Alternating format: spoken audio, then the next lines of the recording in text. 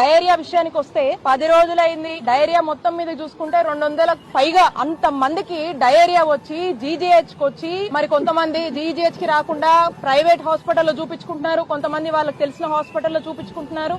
మరి ఈ రోజున చూసినట్టయితే మొత్తం ఒక 184 మంది ఇక్కడ అడ్మిట్ అవ్వడం జరిగింది. దాంట్లో భాగంగా చాలా స్లో రికవరీతో ఇప్పుడు ఒక 80 మంది డిశ్చార్జ్ అయినట్టున్నారు. అండ్ నిన్న రాత్రి మనం చూసినట్టయితే 10 మంది మళ్ళా కొత్తగా వచ్చి అడ్మిట్ అయ్యారు.